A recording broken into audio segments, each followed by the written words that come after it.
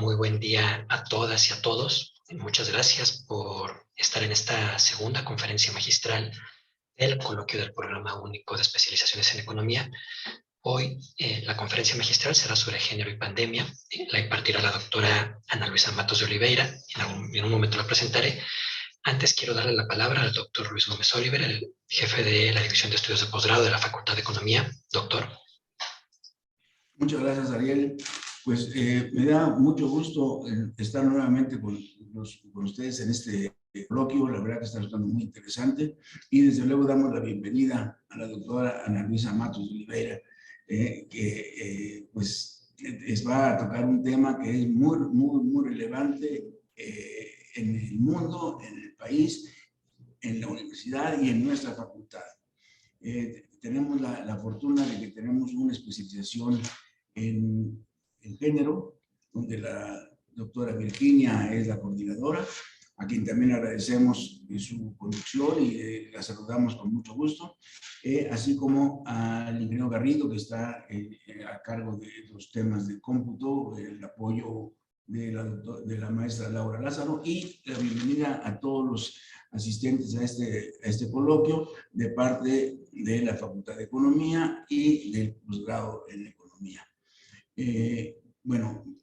Creo que el tema género y pandemia ha sido una realidad como tal, ¿no? No es una cosa que sea artificiosa o que sea producto de una relación intelectual. Es una cosa que se ha vivido. La pandemia ha tenido expresiones de género, sin duda, como lo mostrará la doctora Ana Luisa Matos, y el género es una condición, un concepto que tiene mucho que ver con la evolución y la solución o la relación, la vinculación que se pueda tener respecto a la pandemia. Así que, pues con todo el interés, y estoy seguro que va a ser muy enriquecedor para todos los participantes en este coloquio, le reiteramos la bienvenida a la doctora Ana Luisa y le deseamos pues un gran éxito en lo que sigue de este coloquio. Muchas gracias, Ariel, por esta coordinación de este coloquio que está resultando tan exitoso. Un gusto saludar a la doctora. Muchas gracias, doctor. Ahora voy a presentar a la doctora Ana Luisa Matos de Oliveira para que pueda comenzar con su presentación. Ella es oficial asociada de Asuntos Económicos de la Organización de las Naciones Unidas, actualmente en la Unidad de Desarrollo Económico para América Latina y el Caribe, CEPAL, en México. Tiene maestría y doctorado en Desarrollo Económico, Economía Social y Laboral por la Universidad Estatal de Campiñas, un diplomado en Pensamiento Social Latinoamericano y Caribeño por Claxo. Es economista por la Universidad Federal Minas Gerais. Ha tenido becas de investigación en el Centro de Estudios Latinoamericano, en la Universidad Libre de Berlín, en la Universidad Autónoma de Barcelona, y es una destacada economista, académica, consultora sobre temas de género, y sin duda hoy será bastante enriquecedor la ponencia que haga sobre el tema. Muchas gracias, doctora, por estar acá. Le doy la palabra para que pueda comenzar con su presentación. No, perfecto. Muchas gracias. Muchas gracias por la invitación. Les comentaba antes de empezar que para mí es un gran honor estar en la UNAM, estar en una universidad pública. Yo soy egresada de la universidad pública, la carrera, la maestría y el doctorado. Entonces, muy contenta de estar acá, aunque virtualmente. Espero pronto poder volver a la UNAM y, bueno, ver a ustedes también en persona. Bueno, entonces voy a empezar con la presentación. Creo que ahora ya la ven, ¿cierto? Ok. Voy a iniciar acá. Bueno, cualquier cosa me avisa. Bueno, entonces hoy vamos a hablar sobre el desarrollo, género y la pandemia, sobre los desafíos que tenemos desde América Latina y el Caribe. Mi presentación está estructurada a partir de esta manera. Bueno, voy a hablar primero sobre el desarrollo, sobre qué es el desarrollo y los ODS. Luego vamos a hablar sobre el GBA Plus, que, bueno, voy a explicar qué es en la presentación. y el gender budgeting en la crisis de la COVID-19. Ahí tenemos la pregunta si hubo o si no hubo una preocupación con las cuestiones de género en la crisis de la COVID-19. Y por fin vamos a hablar un poco sobre políticas públicas, sobre las mujeres como receptoras y productoras de políticas públicas. Y ahí vamos a comentar un poco también de posibles áreas de investigación, áreas de interés que pueden ser de ustedes también, para que podamos desarrollar estos temas también en nuestras prácticas, en nuestro trabajo, en nuestros estudios. Bueno, primero vamos a hablar del concepto de desarrollo y de los ODS. Primero les dejo aquí una parte de un texto, de un artículo de Alicia Bárcena, que era la secretaria ejecutiva de la CEPAL desde hace, bueno, estuvo como unos 15 años coordinando la institución y ahora se jubiló, y de Mario Cimoli, que ahora es el secretario ejecutivo interino de la CEPAL. Bueno, ellos dicen en ese texto, que incluso les recomiendo bastante la lectura, es toda una edición, toda esta es una edición de una revista que es compuesta por textos distintos de personas que trabajan en la CEPAL. Entonces, por ahí pueden ver también un poco del pensamiento actual de la institución. Les voy a dejar al final la referencia. Bueno, dicen, hace algunos años la CEPAL era una voz aislada que cuestionaba las teorías que veían la desigualdad como una necesidad del progreso y al Estado, así como a las demandas sociales por una ciudadanía efectiva, como un obstáculo al crecimiento. La acumulación de problemas sociales, económicos, ambientales y políticos en las últimas décadas ha llevado a que las preocupaciones teóricas centrales de la CEPAL ya estén presentes en la mayor parte de los análisis de los problemas del desarrollo en las primeras décadas del siglo XXI. Entonces, ¿qué dicen acá? Están aquí criticando o trayendo a la memoria, mostrándonos, subrayando, que hay algunas teorías que ponen la desigualdad como una necesidad del sistema capitalista, una necesidad del progreso. Y lo que plantean los autores es que la visión de la CEPAL siempre ha sido distinta. La visión de la CEPAL es de que la desigualdad es, reducir la desigualdad es el desarrollo económico es reducir la desigualdad en sus diferentes maneras, diferentes formas de cómo se refleja, ¿no?, en la sociedad. Cuando uno piensa sobre el desarrollo, el sentido común nos lleva a interpretar por lo que es la palabra, ¿no?, que sería que el desarrollo sería como una fase de los países, ¿no?, que un país empieza subdesarrollado y pasa por un proceso y va a llegar a ser desarrollado. Entonces, así, de esa manera, nosotros hacemos parte del llamado sur global. Algún día podríamos llegar a ser como los países del norte global, sea como Estados Unidos, que es un modelo un poco más liberal en términos generales, o como Europa, en un modelo de una gestión más regulada de las desigualdades, que aún es fruto de la experiencia que tuvieron en el posguerra. Y entonces, gran parte del debate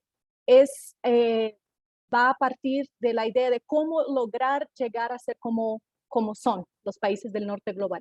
Entonces, de cuáles políticas se necesitan. Entonces, algunas líneas van a enfatizar más las posibilidades que tiene el mercado para que llegáramos a este punto. Y otros, como la línea de la CEPAL, van a mostrar también que es importante hablar de la promoción de políticas públicas, de una gestión regulada de las desigualdades. Entonces tenemos esas dos líneas, pero de las diversas concepciones posibles que tenemos sobre qué es el desarrollo, cómo llegar, estamos hablando sobre el desarrollo a partir de América Latina y el Caribe, que es una de las regiones más desiguales del mundo, en términos de clase, en términos raciales o étnicos, en términos de género, de región, de la nacionalidad. Entonces, el objetivo central del desarrollo debe ser la reducción de las desigualdades, como plantean Bárcena y Cimoli en esa parte del texto que les mostré. Perdón. A partir de esto, de esa idea de la necesidad de la reducción de las desigualdades, es que voy a basar la presentación. Y es muy importante que hablemos también que a partir de todo ese planteamiento de CEPAL, de poner la cuestión de las desigualdades al centro y de poner la realidad también del sur global en el centro, América Latina tuvo un papel muy importante para formar lo que es el marco de los ODS, que son los Objetivos de Desarrollo Sostenible. Seguramente ya escucharon hablar. Es la Agenda de las Naciones Unidas que está válida de 2015 hasta el 2030.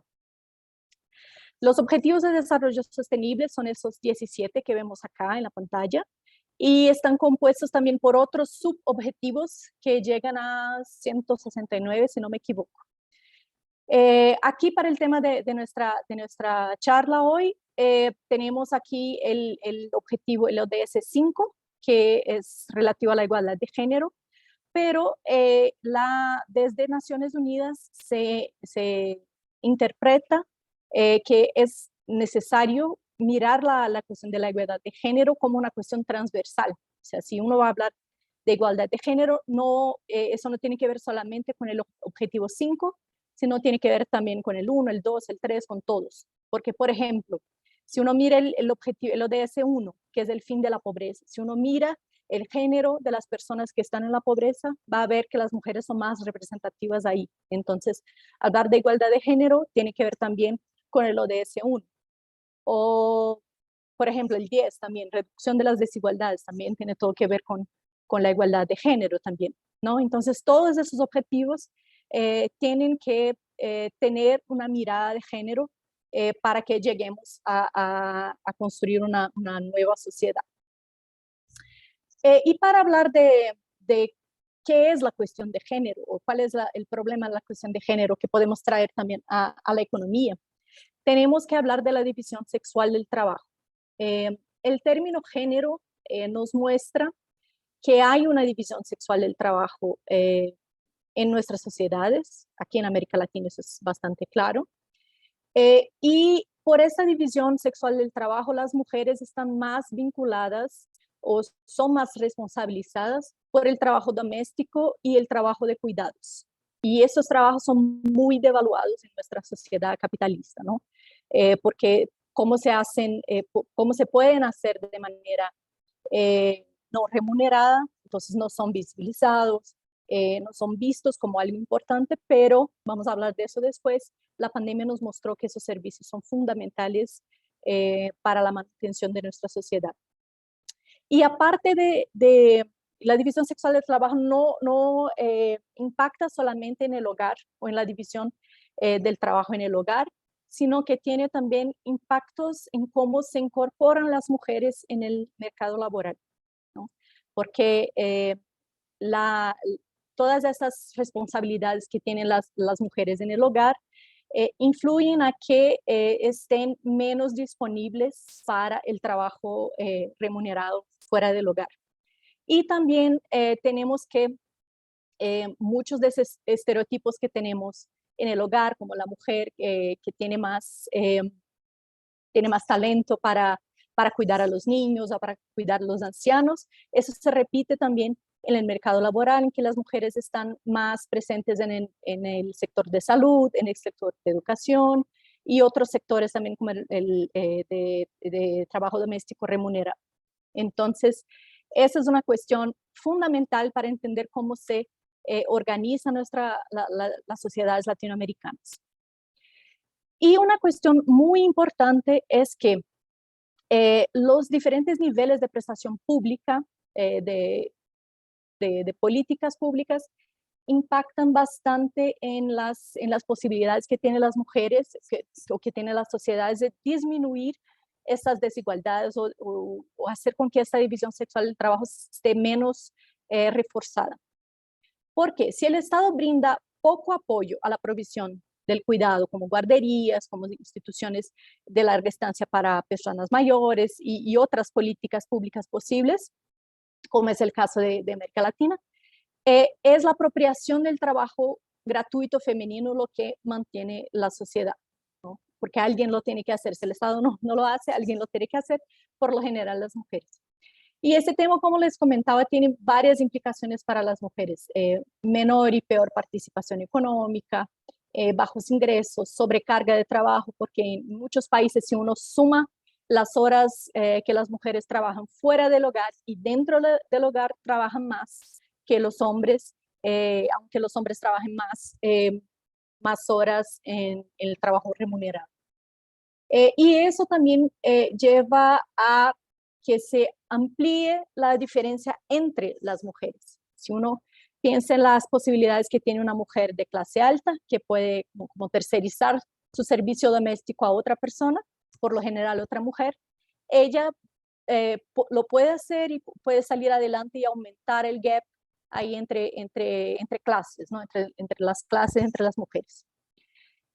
También tenemos que considerar cuando vamos a hacer un análisis de género, las cuestiones raciales o de etnia, porque nosotros sabemos de todo el pasado de explotación, de esclavitud que tenemos en América Latina, entonces eso se ha reproducido también a lo largo del tiempo, a lo largo de las generaciones, y las mujeres indígenas y las mujeres negras siguen estando en la base de la pirámide social de nuestra región. Bueno, es decir, hay varias realidades de género, incluso se puede hablar también desde la realidad de la población LGBT, y bueno, es contraproducente pensarmos en una política que no mire también a todas esas complejidades y todas esas interseccionalidades que hay para la cuestión de género. Y es por eso que los análisis que toman en cuenta todas esas cuestiones han hablado cada vez más de análisis de género más o GBA+, porque no es solamente el género, es también la cuestión racial, la cuestión nacional, la cuestión de clase, ¿no? Una otra cuestión que les quería hablar todavía en esta cuestión de la división sexual del trabajo es sobre el techo de cristal, que seguramente ya han escuchado hablar, que es como si fuera un techo invisible que no permite que las mujeres lleguen a cargos altos de mando. Ese es un problema grave que tenemos y vamos a hablar un poquito más de eso, pero otro problema también que es, digamos, de las mujeres de las clases bajas es justamente la feminización de la pobreza, ¿no? Si uno mira quiénes son la mayoría de los pobres en la mayoría de nuestros países, la pobreza tiene género también. Y como les comentaba, todo esto es parte de una crisis estructural. Eso no empieza con la pandemia, sino que la pandemia nos ha mostrado y ha profundizado estos temas de los cuales vamos a hablar. Aquí les pongo un diagrama, que es un diagrama que fue acordado por los países de nuestra región en el 2016, en la estrategia de Montevideo, para la implementación de la Agenda Regional de Género en el marco de los ODS, como les comentaba. En este acuerdo se identificaron 4 nudos estructurales, los que están aquí en el diagrama. Ya vamos a hablar un poco de ellos.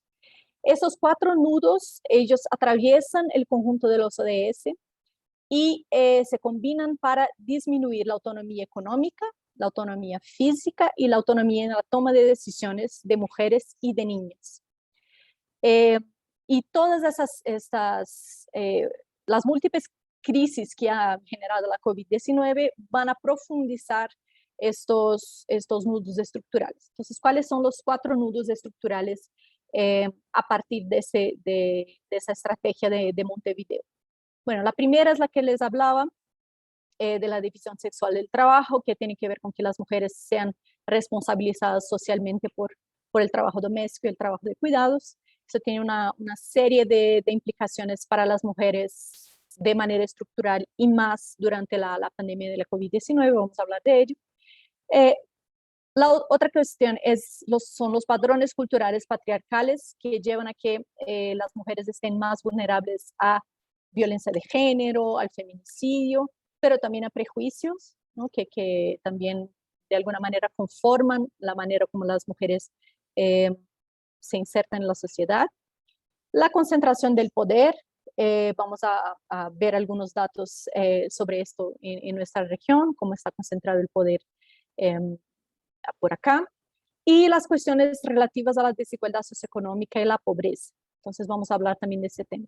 Entonces la estrategia de Montevideo entiende que estos 4 nudos estructurales son fundamentales para entender las desigualdades de género en nuestra región y para actuar también, para pensar políticas públicas, para pensar iniciativas también junto al sector privado para reducir estos nudos estructurales. En la misma edición, esta que les comentaba al principio, donde está el trabajo de Bárcena y Cimoli, está ese trabajo de Ana Westmes, también de la CEPAL, y les traje aquí un pedacito del artículo. La heterogeneidad estructural latinoamericana y caribeña es una de las raíces de la elevada desigualdad en la región.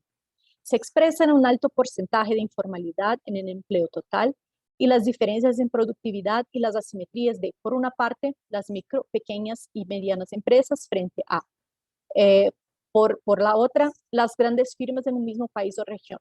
La heterogeneidad estructural de los países de la región se refuerza con los nudos de la división sexual del trabajo y de la desigualdad económica. Entonces, cuando uno piensa en la heterogeneidad estructural que tenemos en América Latina, en la desigualdad que tenemos en América Latina, las cuestiones de género, las cuestiones de la división sexual del trabajo son fundamentales para entender por qué nuestra región es una de las más desiguales del mundo. Entonces, el género es una variable que tiene que estar en el centro de nuestros análisis. Bueno, entonces vamos a entrar a la segunda parte de la presentación, ya para hablar de los impactos de la COVID-19 y de una reconstrucción. Entonces, les dejo ahí la pregunta si tuvimos durante la COVID-19 una mirada de género y si vamos a tener una mirada de género en la reconstrucción de nuestra sociedad. Bueno, antes del COVID-19, no estábamos bien en América Latina y el Caribe en términos relativos a los ODS. Aquí les dejo un diagrama también que hice con una compañera de Brasil sobre los subobjetivos de los ODS que se pueden mensurar de manera más fácil y cómo estaban antes de la pandemia. Entonces, en 4 subobjetivos los habíamos alcanzado. 15 los podríamos alcanzar hasta el 2030 si siguiéramos la misma trayectoria. En 27 estábamos estagnados y en todos esos otros estábamos o necesitábamos un nivel muy alto de intervención pública o estábamos empeorando con el tiempo. Aquí tenemos explicitados cuáles son los objetivos en los cuales ya habíamos alcanzado la meta como región, ¿no? Como América Latina y el Caribe, en los cuales necesitaríamos más intervención pública. Y aquí, por ejemplo, podemos mirar en cuáles subobjetivos en los cuales estábamos estancados antes de la pandemia. Por ejemplo, tenemos aquí en el 5 las tasas de feminicidio. Estábamos estancados a la meta, en relación a la meta. Mujeres en puestos gerenciales altos y medios, también estábamos estancados acá. Alcanzaríamos la meta con fuerte intervención de política pública para tener más mujeres en cargos directivos. Entonces, vemos que la gran mayoría de los ODS no estábamos en un buen rumbo antes de la pandemia, especialmente los de género, ¿no? Y con todo el impacto que tuvimos con la pandemia, eso nos va a dificultar el camino para llegar a estos objetivos. Por ejemplo, aquí tenemos los datos de pobreza extrema en nuestra región, antes del COVID o sin COVID-19 y con COVID-19. En nuestra región empezó a subir las tasas de pobreza aquí en mediados de los años 2010. Ya teníamos un aumento de la pobreza extrema también. Pero si no hubiéramos tenido la crisis de la COVID-19, sería posible alcanzar el objetivo de tener solamente 3% de la población latinoamericana en la pobreza extrema hasta el 2030. Sí, sería ese último ejercicio aquí. Si estuviéramos comprometidos o consiguiéramos reducir el índice de Gini 1.5% al año y crecer el PIB per cápita 5% al año. Entonces, si hiciéramos este esfuerzo hercúleo en la región, podríamos llegar a los 3%, que era nuestro objetivo con los ODS. Pero con la COVID-19 subió muchísimo el nivel de pobreza extrema en la región. Entonces, si hiciéramos el mismo esfuerzo acá de reducción de la desigualdad y crecimiento del PIB per cápita, llegaríamos como al doble del objetivo. Entonces, con la COVID-19 va a ser mucho más difícil lograr la reducción de la pobreza extrema en el largo plazo en esta región. Pero ahí vamos, tenemos que pensar maneras de hacerlo. Frente a la COVID-19 también otro impacto muy fuerte que tuvimos en América Latina fue en el PIB y en el empleo. Aquí tenemos esta gráfica que muestra el impacto en el PIB en varias regiones del mundo y vemos que aquí en América Latina y el Caribe fue la región que más sufrió una pérdida del PIB durante la pandemia, y en términos de empleo también fue la región que tuvo más grande impacto. Eso tiene que ver también con la participación del trabajo informal, que tuvo fue bastante impactado por las políticas de cierre, de aislamiento social. Entonces esto no contribuyó para que tuviéramos un gran impacto en nuestra región. Bueno, pero si hablamos de esos temas, tenemos que hablar también del género, ¿no? Porque todos esos impactos que vemos acá, por ejemplo, en el empleo, ¿cuáles son los trabajadores más impactados por esas pérdidas de empleo en nuestra región? Bueno, nosotros sabemos que primero, las tareas domésticas y de cuidados en la pandemia se han multiplicado. Y con esto las mujeres y las niñas se han visto mucho más sobrecargadas con esas tareas domésticas. Entonces, esta es una cuestión importante porque eso tiene, claro, mucho que ver con la disponibilidad de las mujeres en el mercado laboral o no. Entonces, bueno, uno sabe de muchas anécdotas, de muchos casos de mujeres que por tener niños pequeños o por tener un familiar anciano que tuvo que dejar de trabajar en este momento para cuidar a esas personas, ¿no? Entonces, eso ha impactado bastante la autonomía financiera también de las mujeres. Aparte, además de sufrir la pérdida de empleo y de la caída de la tasa de participación, vamos a ver los datos en un momentito, las mujeres también estuvieron en la primera línea de respuesta en la salud. En nuestra región las mujeres son 70% del total de los trabajadores de la salud, y en la educación también las mujeres son 65% de los trabajadores de la educación. Estos dos sectores, la educación y la salud, junto al trabajo doméstico remunerado, son parte del concepto de la economía del cuidado y son fundamentales para que construyamos un nuevo estilo de desarrollo que sea más justo, más sostenible, más igualitario. Y ese sector, esta economía del cuidado, tiene un potencial transformativo gigante porque tiene que ver con todos los otros ODS de que hablamos, ¿no? Por ejemplo, garantizar una vida sana y promover el bienestar, que está en el objetivo 3. Brindar educación, que es el objetivo 4. Todos tienen que ver con la economía del cuidado, que hace posible la actividad humana. Sin la economía del cuidado no hay actividad económica, no hay actividad humana. Una otra cuestión que tenemos que hablar frente a los impactos laborales son que ahora en el 2021 los indicios de recuperación que tuvimos acá nos muestran que los sectores que crecen con más rapidez son aquellos en que los hombres tienen más grande participación. Entonces, por ejemplo, el sector de construcción estuvo bastante fuerte en el 2021 en varios de nuestros países. Entonces, en este sector tenemos más hombres que mujeres. mientras que en el turismo, donde hay más mujeres, todavía no se llegó a los niveles pre-pandemia.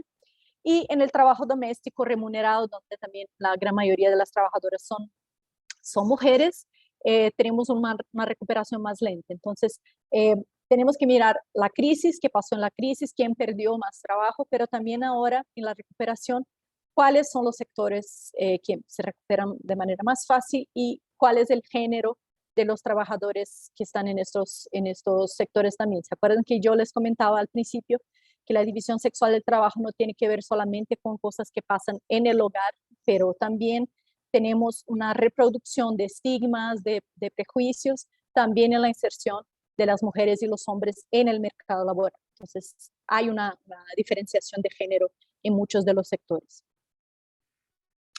Bueno, entonces vamos a hablar, a partir de esta idea de los 4 nudos estructurales, vamos a hablar un poco de cuáles fueron los impactos referentes a cada uno de esos temas durante la pandemia. Entonces, empecemos por la división sexual del trabajo. Tenemos algunas estadísticas en América Latina y el Caribe que muestran el tiempo dedicado al trabajo doméstico, el trabajo de cuidados no remunerado por sexo. Y esa es una fuente de datos que es bastante rica, bastante importante para que la podamos explorar un poco, ¿no? Aquí les puse un gráfico. Aquí, por ejemplo, podemos ver a México. En México vemos que los hombres gastaban 8.8% de su tiempo el 2019 con trabajos domésticos y de cuidados no remunerados, entonces 8.8%.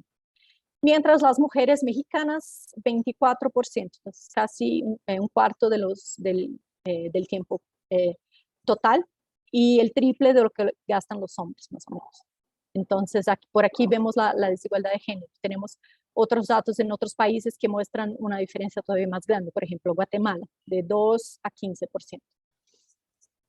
Entonces, podemos ver que las mujeres, por lo general, en nuestra región, dedican el triple del tiempo que los hombres a las actividades de trabajo doméstico y de cuidados no remunerados. Y en la pandemia, tuvimos una ampliación de esas desigualdades en muchos de nuestros países, porque como sabemos, aumentó el trabajo doméstico y de cuidados y no necesariamente cambió la división sexual dentro del hogar, ¿no? Ese es un trabajo que, aquí después una tabla de un trabajo que hice con 2 compañeras en Brasil, con Lígia Fares y Lilian Rolim, en la que hicimos encuestas para preguntarle a mujeres y hombres que cómo veían la cantidad de tiempo empleado en trabajos domésticos en comparación al periodo pre-pandemia. Para 82% de las mujeres que hicieron trabajo doméstico, ellas vieron que hubo un aumento del trabajo, perdón, que hicieron trabajo remoto. Un 82% declaró que hubo un aumento de los trabajos domésticos en el tiempo en el trabajo doméstico, y para los hombres este percentual fue de 76%. Entre las personas que no hicieron trabajo remoto, para las mujeres 70% de ellas dijeron que aumentó el tiempo empleado en trabajo doméstico, y el 62% de los hombres declaró lo mismo. Entonces, por ese trabajo y otros trabajos que muestran que en la pandemia hubo una profundización de la división sexual del trabajo y más sobrecarga hacia las mujeres cuando uno mira el trabajo doméstico y el trabajo de cuidados. Ahora vamos a hablar un poco de la desigualdad socioeconómica y la pobreza, entonces este otro nudo estructural. Aquí tenemos la tasa global de participación femenina, o sea, por ejemplo, aquí en 2019 es el 51.4%. Eso quiere decir que de 100 mujeres en edad laboral, 51 de esas mujeres estaban o trabajando o buscando trabajo. Entonces, el 2019 teníamos esa tasa de 51%. El 2020 eso bajó muchísimo, el 46.9%, y el 2021 volvió a subir, pero no llega a los niveles que teníamos antes de la de la pandemia. ¿Eso qué quiere decir? Quiere decir que las mujeres se han retirado del mercado laboral y con eso impacta su autonomía económica, y es importante decirlo que eso no es un cambio temporal, ¿no? Porque, por ejemplo, puede ser que por quedarse 1 año, 2 años, quizás 6 meses fuera del mercado laboral a causa de la pandemia, eso tiene un impacto en su trayectoria por su vida, ¿no? Entonces, eso no es una cosa menor que hemos tenido esa reducción en la participación femenina durante la pandemia. Aquí tenemos datos de la participación laboral por sexo en algunos países. Tenemos aquí, por ejemplo, México. En México, esa tasa de participación que les comentaba es del 35% para las mujeres, es bastante baja. Es casi la mitad de la de los hombres, que es 61%. La tasa de desocupación acá en México es más pequeña para las mujeres. Eso puede ser, por lo general, si miran los otros países, la tasa de desocupación es más alta para las mujeres. Aquí para Brasil, por ejemplo, para mi país es más alta. Pero eso puede ser esa diferencia que pasa aquí en México, puede ser por esa gran diferencia que tenemos aquí entre la tasa de participación laboral. O sea, para no quedarse desocupadas, las mujeres simplemente no participan, no buscan trabajo. Entonces, saldrían aquí de ese número. Entonces, aquí vemos que en todos los países en nuestra región tenemos una diferencia muy marcada en términos de género, en términos de sexo, en este caso, en la región. Aquí este diagrama me parece muy interesante también de la CEPAL para mostrar un poco esas diferencias que tenemos frente a sectores y dónde se ubican las mujeres y los hombres y cómo esos sectores fueron impactados por la pandemia. Entonces tenemos aquí el turismo. Todos esos que están en rosa son sectores con alta participación de mujeres y alto riesgo de pérdida de empleo durante la pandemia. Eso es en rosa. Este, que está como morado y rosa, es un sector con alta participación de mujeres, alto riesgo de pérdida de empleo y es parte de la economía del trabajo, del cuidado, perdón. Y estos otros dos son también parte de la economía del cuidado, como les comentaba. Entonces, aquí en el turismo y en la manufactura tenemos una gran participación de mujeres. En el comercio también tenemos una gran participación de mujeres y estos tres fueron sectores muy afectados por la pandemia.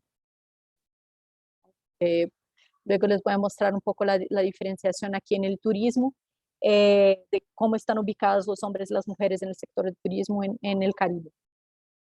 El trabajo doméstico remunerado es un sector también altamente femenino y que ha sufrido demasiado con la crisis de la COVID-19. Y esos otros dos sectores, como les comentaba, la salud y la educación, donde tenemos una mayoría de mujeres, son sectores fundamentales para enfrentar a la crisis como lo hicimos, y para la reconstrucción también.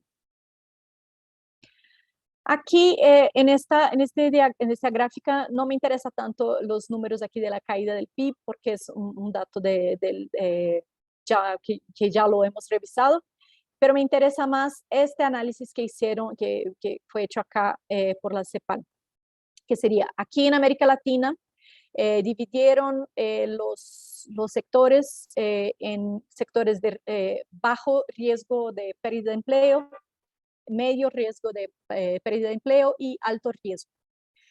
Vemos que por lo general en nuestra región las mujeres están ubicadas en sectores de alto riesgo de pérdida de trabajo. Entonces, por aquí el 57% de las mujeres estaban ubicadas en el mercado laboral en sectores de alto riesgo laboral. Entonces, ¿eso qué significa? Que estuvieron mucho más vulnerables en la crisis de la COVID-19 a la pérdida de empleo y a la pérdida de autonomía financiera.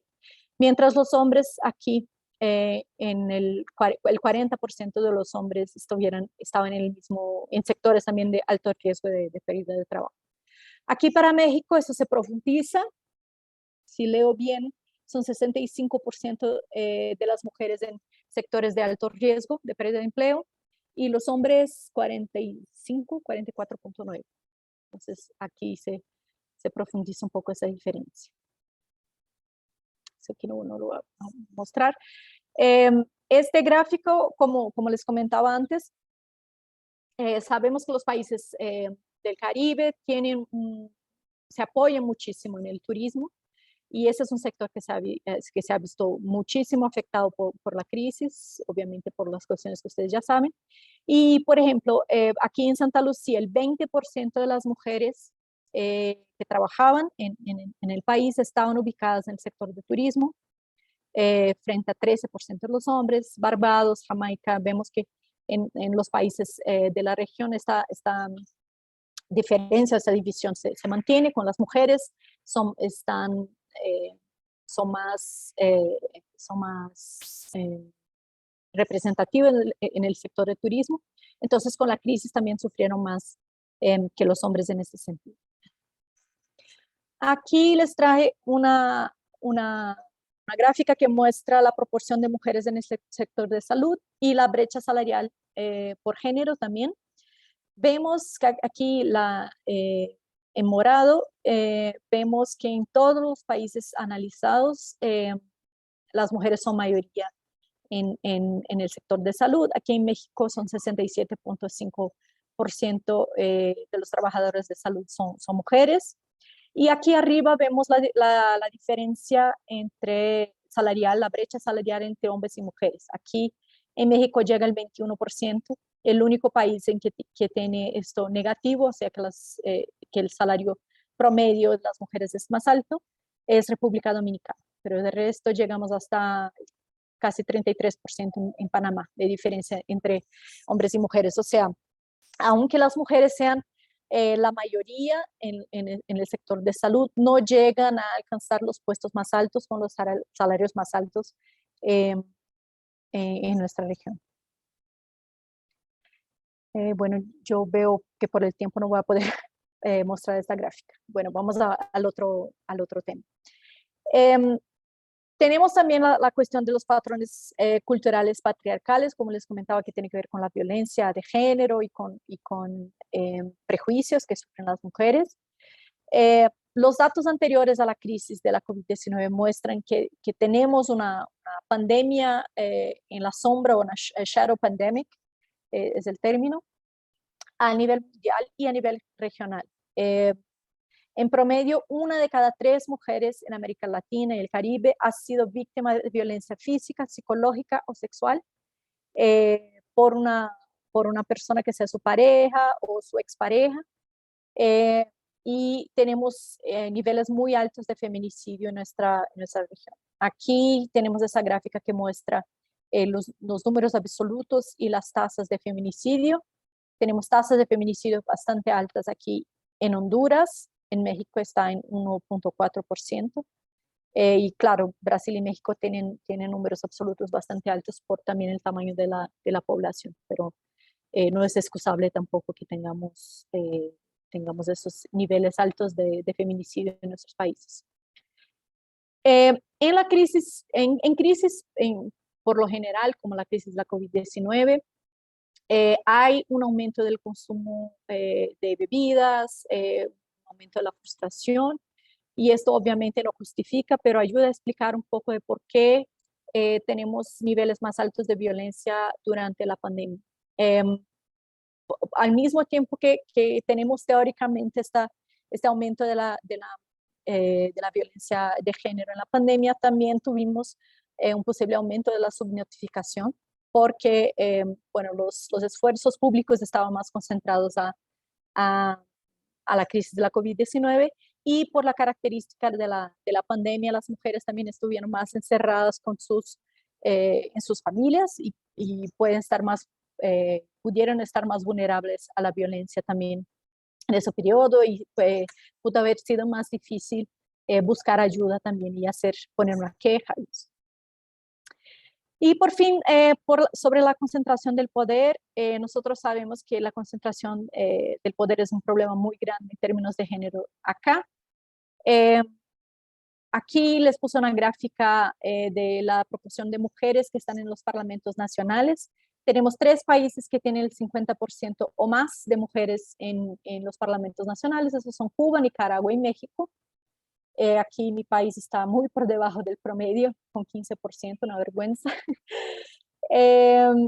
Y bueno, sabemos que no solo en los parlamentos nacionales las mujeres son minorías por lo general, pero también en cargos de presidentes, de ministros de Estado, de presidentes de bancos centrales, también en el sector privado, y eso tiene una serie de implicaciones también para qué es lo que se va a hacer con los recursos públicos. Si tuviéramos más diversidad, no solo frente al género, pero también frente a cuestiones étnicas, cuestiones regionales, tendríamos otras preocupaciones y otro uso del dinero público también para mirar otros problemas, ¿no? Para influenciar en la agenda de lo que se considera importante o no para el uso de los recursos públicos. Aquí la otra gráfica era de los parlamentos nacionales, y esta gráfica se refiere a los gobiernos locales. Y vemos también que en los gobiernos locales las mujeres también son minoría, solo no son minoría en Antigua y Barbuda y Bolivia. De resto no llegamos a una paridad en los gobiernos subnacionales entre mujeres y hombres. Eso importa mucho también porque los gobiernos subnacionales o locales son espacios importantes para articular demandas, para utilizar el recurso público, ¿no? Entonces, este sigue siendo un problema para nosotros. Y si hablamos del presupuesto público, aquí les quería introducir este concepto del gender budgeting, que es el concepto que presiona para reorientar la asignación de recursos públicos. El gender budgeting va a decir que todo el recurso público, todo el presupuesto público tiene que tener una mirada de género, tiene que pensar en cómo las cuestiones de género son influenciadas por el presupuesto y al revés también. El gender budgeting habla de la necesidad de abogar por un papel avanzado en la toma de decisiones para las mujeres, de que las mujeres participen de ese proceso de la asignación del presupuesto. Habla de la necesidad de garantizar la equidad en la distribución de los recursos entre hombres y mujeres y de visualizar la división sexual del trabajo. O sea, todo lo que hablábamos antes, cómo esto se refleja en cómo la sociedad se organiza y cómo el presupuesto público puede influenciar o no en estas desigualdades de género. Si uno habla de garantizar la equidad en la distribución de recursos entre hombres y mujeres, si estuviéramos en América Latina y el Caribe garantizando una equidad de los recursos, ya estaríamos bien. Pero la mayoría de los análisis que tenemos sobre el uso del presupuesto público en la región muestran que todavía el presupuesto público va más direccionado a áreas o a sectores que aumentan la desigualdad de género. Entonces, no es que, claro que para disminuir la desigualdad entre hombres y mujeres vamos a tener que en algún momento reorientar el presupuesto público más hacia las mujeres, pero lo que tenemos ahora es al revés. Estamos aumentando la desigualdad de género con el uso del presupuesto público en algunos casos. Es importante que el análisis de género se lleve a cabo en todas las etapas del presupuesto público, sea en el anteproyecto, que es elaborado por el gobierno, cuando el Parlamento debate el presupuesto, en la ejecución y en la evaluación del presupuesto. Entonces hay que presionar siempre en todas las etapas de la decisión sobre el uso del presupuesto público para que la cuestión de género esté contabilizada. Y esto no hablo solamente a nivel nacional, pero también a nivel subnacional, en los estados, provincias, municipios, donde sea. Esta idea del gender budgeting, de que el presupuesto público tenga que responder a cómo está afectando la desigualdad de género en todas sus formas, tiene mucha relación también con otras ideas que se han puesto de moda en el sector privado, como el ESG, Environmental Social Governance, Human Rights-Based Approach. Y bueno, eso tiene mucho que ver también con lo que se puede hacer desde el sector privado también para impulsionar a la igualdad de género. Y les dejo aquí para finalizar esta sección este diagrama que hice con una compañera en Brasil sobre cómo se ha profundizado las desigualdades en nuestra región con la crisis de la COVID-19. Nosotras argumentamos en este texto, también les voy a dejar la referencia, que las diferentes vulnerabilidades preexistentes para grupos específicos durante la pandemia se interactuaron y combinaron condiciones de salud y condiciones socioeconómicas para intensificar y profundizar diversas desigualdades. Por ejemplo, aquí tenemos un ejemplo. Si tenemos una comunidad que sufre del racismo medioambiental, que expone, por ejemplo, a la población indígena o la población negra a la contaminación o a la falta de saneamiento básico, eso puede llevar a condiciones preexistentes de salud que empeora las condiciones que sus grupos tuvieron para enfrentar a la crisis de la COVID-19. O, por ejemplo, si aquí es sexual division, no sexual vision. Por ejemplo, una mujer bajo esa división sexual del trabajo que tenemos en nuestra sociedad, si esta mujer tiene un acceso precario a los derechos sociales, comparada a otra mujer que no tiene un acceso precario a los derechos sociales, esta mujer que tiene acceso precario a los derechos sociales tuvo una situación mucho más grave, mucho más vulnerable en la pandemia. Si es una mujer que combina una mujer con acceso precario a los derechos sociales y que tuvo que trabajar en la calle con un trabajo informal, su situación es todavía más vulnerable que una mujer, por ejemplo, como yo, que pude hacer el trabajo desde la casa, desde el hogar. Entonces, entonces todas esas desigualdades y vulnerabilidades interactuaron en la pandemia para hacer con que algunos grupos fueran todavía más vulnerables que otros.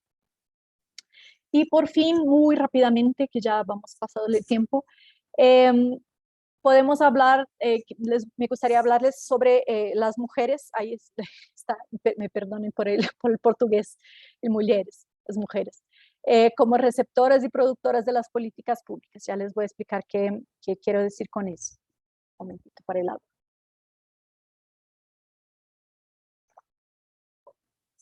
Este es un tema que les traigo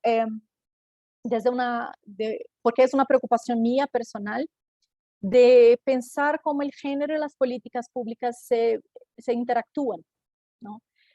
Por un lado, ya hemos hablado, ya les he mostrado algunos datos que muestran que las mujeres son parte muy importante de la producción de las políticas públicas, ¿no? Si uno habla, por ejemplo, del sector de cuidado, del sector de salud pública, de la educación pública, entonces las mujeres son parte fundamental de la producción de las políticas públicas. Entonces, si uno habla de recortes en los gastos públicos, de recortes, de empeorar la condición de trabajo de los servidores públicos, de los funcionarios públicos, uno está hablando también de empeorar un sector donde las mujeres son una gran parte, en algunos casos son la mayoría. Entonces, eso es una cuestión importante. Las mujeres son gran productoras de las políticas públicas porque están muy presentes en estos sectores. Por otro lado, las mujeres también son parte importantísima de las receptoras de políticas públicas, de las que reciben las políticas públicas. Y esta parte de relacionar cómo las políticas públicas tienen que ver con el género es un tema que yo estoy desarrollando, que sigo trabajando con otros compañeros para mostrar la importancia de las políticas públicas para la reducción de la desigualdad de género. Ya les voy a hablar un poquito de cómo estamos pensando estas cuestiones. Aquí les traigo una tabla de CEPAL del 2015. Esos datos están un poco desactualizados, pero fueron hechos el 2015 con datos del 2011, alrededor del 2011. y muestran las diferentes fases de la desigualdad si uno considera varios tipos de impuestos, transferencias y de gastos públicos. Bueno, ustedes saben que el índice de Gini, lo más alto significa que es más desigual, y vemos acá, vamos a ver el caso de México, por ejemplo. Si uno mide el índice de desigualdad por los ingresos de mercado, tenemos este número, 0.496. Si uno adiciona a este análisis las pensiones públicas, se reduce la desigualdad a 0.494. Si uno suma las transferencias públicas en efectivo, baja al 0.484. Con los impuestos sobre la renta personal y contribuciones a la seguridad social, baja todavía más a 0.460. Y si uno suma el gasto público en educación y salud, también sigue bajando a 0.379 la desigualdad. Entonces, ¿qué les quiero decir? Si uno mira esta parte de acá, si uno piensa en la actuación del Estado en la educación y en la salud pública, quiere decir que en todos los países de América Latina y el Caribe tenemos una reducción de la desigualdad. Y yo creo que es muy importante que empecemos a mirar un poco más con detalle quiénes son las personas que más se benefician de esa reducción en la desigualdad o de este gasto con la educación y la salud pública. Entonces, yo con algunos compañeros de Brasil estamos mirando para el caso de Brasil cuál es el impacto del gasto público en educación y salud en términos de género y en términos raciales, ¿no? Entonces, bueno, raciales es porque es la división que más utilizamos en Brasil, pero en otros lados de América Latina sería quizás otra manera, etnia, etc. Entonces, eso es una cuestión importante, mirar quiénes son los que más son favorecidos por esos gastos públicos con salud y con educación. Y claro, eso sin dejar de hablar o de pensar que aunque el gasto público en salud y educación tenda a reducir la desigualdad en nuestra región, si uno mira desde el lado de la recaudación, por lo general tenemos una recaudación de impuestos que genera desigualdades, ¿no? Que los más pobres pagan más impuestos por los impuestos indirectos que son fuertes por acá. Entonces los más pobres pagan más, pero lo que entrega el Estado en términos de educación y salud ayuda a disminuir la desigualdad. Bueno, con Magali Aloati, una compañera argentina, nosotras miramos el impacto de las políticas de austeridad en la cuestión de género. La austeridad entendida como la reducción del papel del Estado en las políticas públicas, en la dirección de las políticas económicas. Nosotras analizamos 166 artículos Open Access, acceso abierto, en todo el mundo, que hablamos sobre austeridad y género, y encontramos que, bueno, todos los artículos hablan de impactos negativos de la austeridad en la cuestión de género. O sea, cuando el Estado elige recortar las políticas públicas, eso tiene un impacto más fuerte en términos de género, o sea, tiene un impacto más fuerte para las mujeres. Y aquí les quería comentar también que si alguien tiene interés de investigar sobre esos temas, en América Latina hay mucho espacio porque la gran mayoría de los trabajos que encontramos en este ejercicio se refieren a Europa. Entonces, ese es un tema que no es muy investigado acá en América Latina, quizás porque nosotros, bueno, sí, la austeridad es un problema, pero la cuestión es que nosotros nunca tuvimos un estado de bienestar social bien estructurado, como por ejemplo en Europa hubo, para que las políticas de austeridad tuvieran ese impacto. Bueno, los recortes tuvieron este impacto grande en la cuestión de género. Pero si alguien quiere estudiar esos términos, esas cuestiones acá en América Latina, yo creo que es un buen campo para para explorar un poco los impactos y los caminos de la austeridad en la cuestión de género. Y bueno, ya pasando para las consideraciones finales, nosotros nos encontramos ahora con el desafío de la reconstrucción, ¿no? A partir de la COVID-19. Para ello, nosotros necesitamos repensar el desarrollo, qué es lo que consideramos como el desarrollo como sociedades. Si queremos volver a la idea de que, como hablábamos al principio, de que la desigualdad es parte fundamental de lo que se considera el desarrollo, o si a partir de la concepción de la CEPAL, la concepción de los ODS, si reducir las desigualdades es desarrollo, ¿no? Entonces es una cuestión que tenemos que pensar. Este paradigma que se trae desde Naciones Unidas y desde la CEPAL coloca los derechos sociales como el centro de la macroeconomía, de la política fiscal, de la política monetaria, de todo. Entonces tenemos que estar enfocados en esta idea de la reducción de las desigualdades y el aumento de los derechos sociales o la garantía de los derechos sociales. Aparte de pensar en el techo de cristal o como hablábamos de la concentración del poder en América Latina y el Caribe, tenemos que pensar también en el suelo de cemento, o sea que no es solo una cuestión de que las mujeres no están en los puestos de mando, pero que también son una gran parte de las personas en la pobreza. Y yo creo que hay que preguntarse también si en la pandemia, si nuestros gobiernos tuvieron una mirada de género o no, y si vamos a poder presionar para que sea diferente en la reconstrucción. Pero una cosa que puso de relieve la pandemia fue que ninguna economía es viable sin el trabajo de cuidados en la sociedad, ¿no? Y que, por ejemplo, un evento como la COVID-19, que una enfermedad que se da fuera de la esfera mercantil tiene impactos en los mercados globales y que lo sentimos hasta ahora. Entonces, las cosas están interconectadas, ¿no? Entonces, por ello, desde la CEPAL se plantea la idea de la sociedad del cuidado, de la economía del cuidado, de fortalecer los sectores de la educación, de la salud,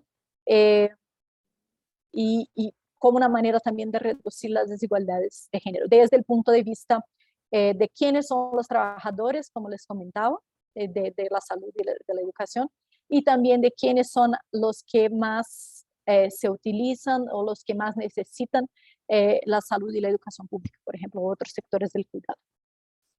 Entonces yo creo que para nosotros nos queda la pregunta de cómo incorporar esa discusión en nuestros estudios, nuestras investigaciones, nuestras prácticas, nuestros trabajos, si estamos también en el sector privado. Y aquí les quería dejar también algunos temas de estudios futuros que yo estoy pensando aquí con los compañeros de la oficina de CEPAL.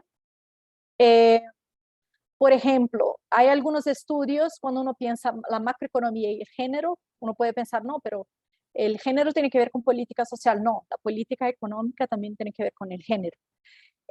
Por ejemplo, ¿cuáles son los impactos de género del aumento de la tasa de interés? Una cosa que estamos viviendo ahora en América Latina. ¿Es neutro en términos de género aumentar la tasa de interés? ¿O puede ser que se amplíe la desigualdad de género si con el aumento de la tasa de interés por ampliar los gastos a los que reciben más intereses, por lo general hombres, o por el impacto de la contracción de la actividad económica que puede afectar más a las mujeres? Hay algunos estudios para el caso de Estados Unidos que muestran que el aumento de la tasa de interés tiene impactos de género y raciales. Entonces se podría repetir este ejercicio para América Latina y mirar qué es lo que pasa acá cuando en términos de género y raciales o étnicos, cuando uno aumenta la tasa de interés. Otra cuestión importante, como les comentaba, es pensar los impactos de género de la austeridad. Entonces, ¿qué pasa con el recorte del gasto público, en especial en la salud y educación? ¿Cuál es el género de las personas más afectadas por estos recortes? La inflación también en términos de género. Se puede también investigar los impactos diferenciados de género de la inflación, porque hombres y mujeres tienen canasta de consumo diferentes. Entonces es una cuestión importante también. Los impactos de género de las remesas, que es un tema importantísimo acá en México y América Central. Por ejemplo, ¿tiene alguna influencia el género de los migrantes que envían remesas en el tipo de remesas, en la estabilidad de las remesas, en el uso de las remesas? ¿O tiene algún impacto el género de las personas que reciben las remesas en los países de origen? Esa es una cuestión importante que estamos explorando en la oficina de CEPAL. Y por fin, el impacto de género de los estímulos fiscales en la pandemia y el impacto de la disminución e interrupción de esos estímulos fiscales. Entonces, si tuvieron estos gobiernos de la región una mirada de género para pensar las políticas públicas durante la pandemia o no, y cuál es el impacto de la disminución o de la interrupción de los estímulos fiscales ahora que vamos poco a poco quizás saliendo de la pandemia. Bueno, esto era preguntas. Muchas gracias, doctora Ana. Las preguntas las pueden colocar en el chat. Yo las leeré para que la doctora Ana pueda contestarlas conforme empiecen a hacer las preguntas. Bueno, mientras hacen las preguntas, yo quisiera adelantarme con una. Quizá más que una pregunta es una petición para que pudiera profundizar un poco más sobre el tema. La doctora Ana mencionaba esta parte, en una sección, esta parte que tiene que ver con cuántas mujeres están a cargo o trabajando en parlamentos, congresos, gobiernos locales. Y aunque pareciera trivial, no lo es, cuando uno ve la trayectoria de la pandemia en el mundo, los países que estaban siendo gobernados, liderados por mujeres, Islandia, Nueva Zelanda, Dinamarca, Alemania en su momento cuando estaba Ángela, llevaron de mejor manera la gestión de la pandemia que en otras partes del mundo. No sé si pudiera profundizar sobre esto, doctora Ana.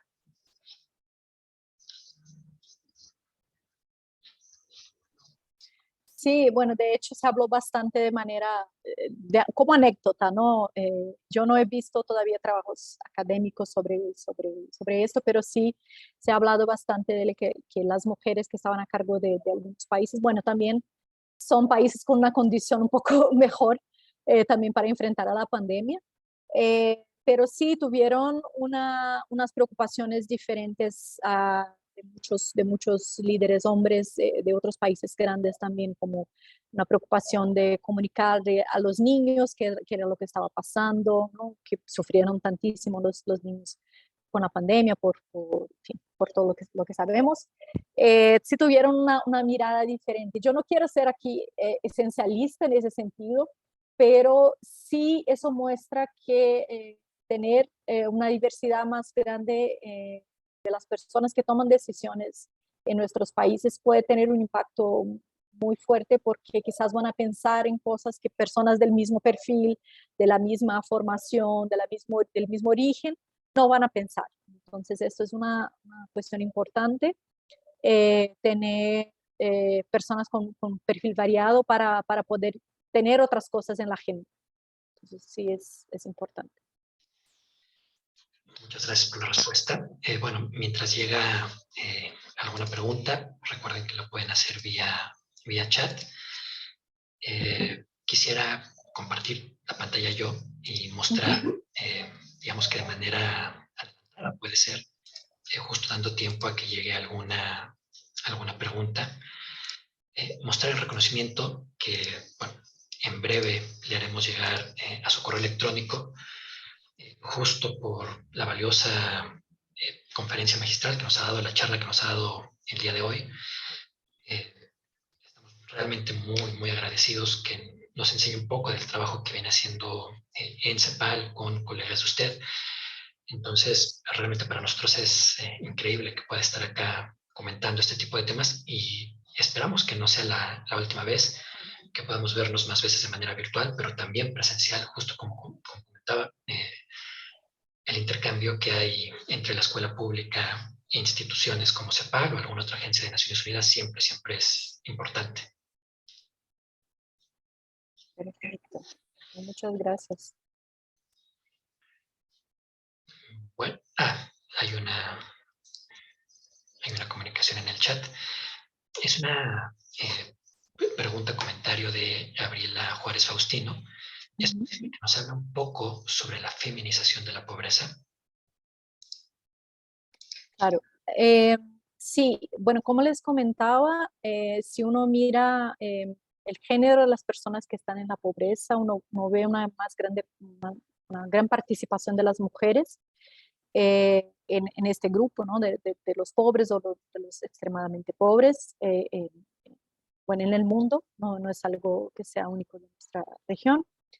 Em, pero la pobreza también se puede medir no de la manera monetaria o de la manera multidimensional, también como se conviene, ¿no? De mirar también el acceso a los derechos sociales, a una vivienda, etcétera. También se puede hablar de la pobreza en términos de tiempo. Y ese es un término que se está utilizando también cada vez más por la desigualdad, por la división sexual del trabajo.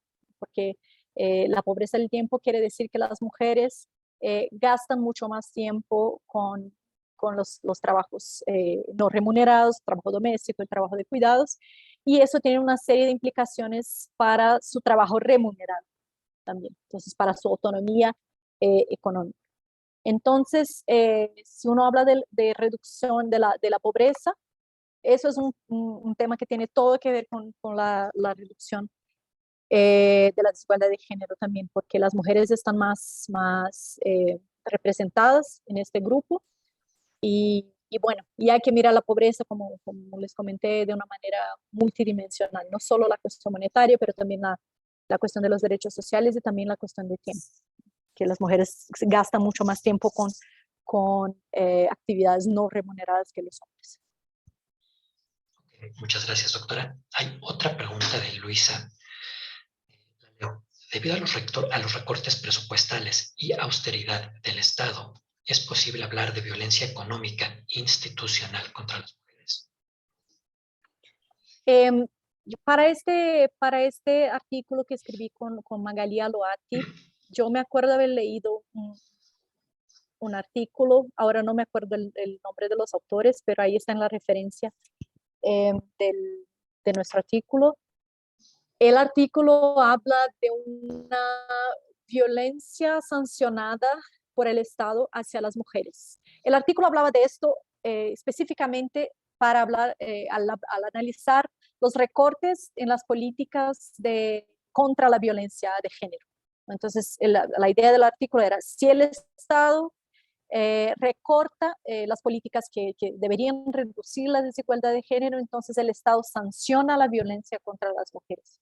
Entonces yo creo que sí se podría hablar de una manera de que los recortes presupuestarios específicamente a las políticas sociales, a las políticas públicas, es una manera de sancionar una violencia institucional, económica, en el caso puede ser física también, a depender del tipo de política pública contra las mujeres. Yo creo que sí se podría hablar.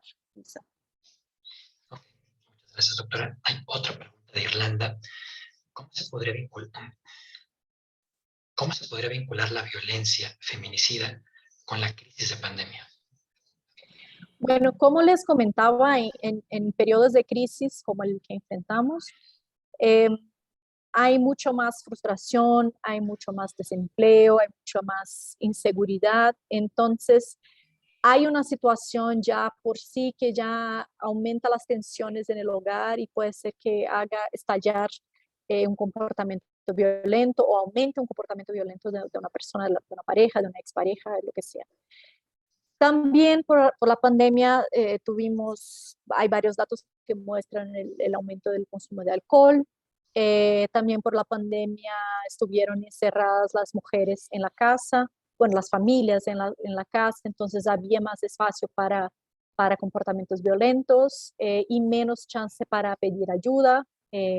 También los servicios de salud estaban más enfocados a la pandemia y bueno, no era la primera preocupación en este momento la violencia contra la mujer, la violencia de género, sino la pandemia en sí. Entonces, todos estos esas cuestiones se combinaron para que tuviéramos un aumento teórico, porque no tenemos los datos para ello, como les comentaba, el problema de la subnotificación, pero yo estoy segura que muy pronto vamos a tener muchos trabajos que hablan del aumento de la violencia doméstica en ese periodo.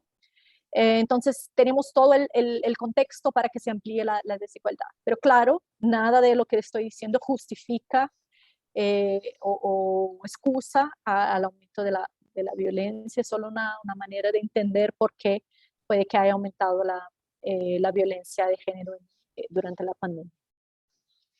Muchas gracias, doctora Ana. Virginia García comenta, bueno, agradece su generosa conferencia y hace varias preguntas. Leo cada una de ellas.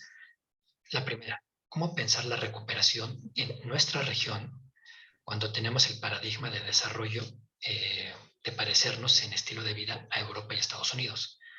Y la siguiente, ¿qué estrategias hay para la redistribución del trabajo en los hogares?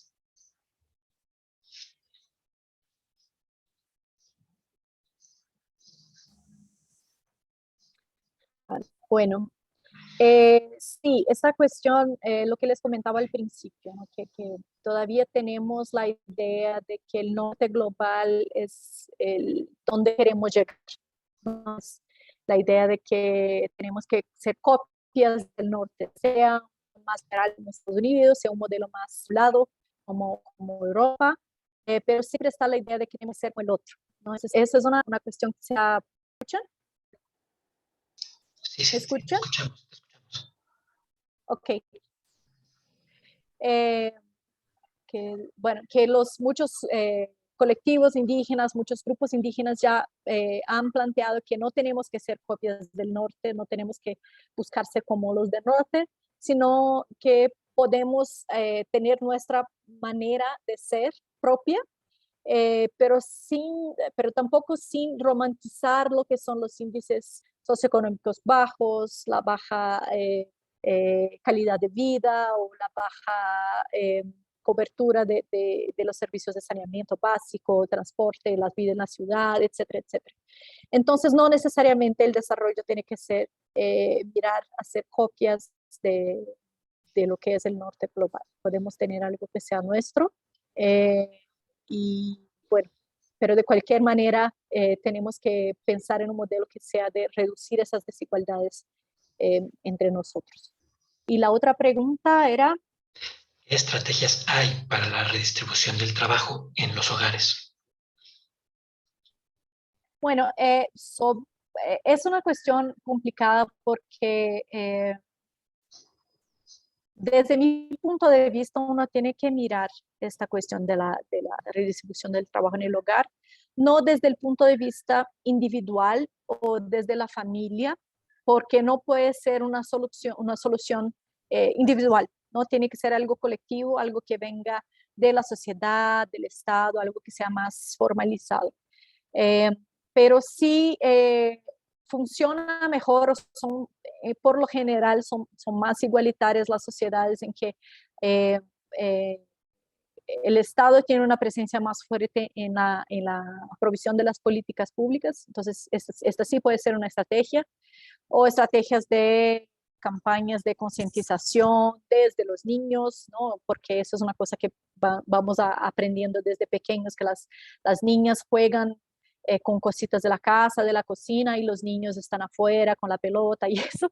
Entonces, desde pequeños ya aprendemos que los papeles, que los roles son diferentes, ¿no? Entonces, yo creo que uno no puede mirar esta cuestión desde el punto de vista individual o desde la familia, tiene que ser una estrategia colectiva, porque si no, no es sostenible a lo largo plazo.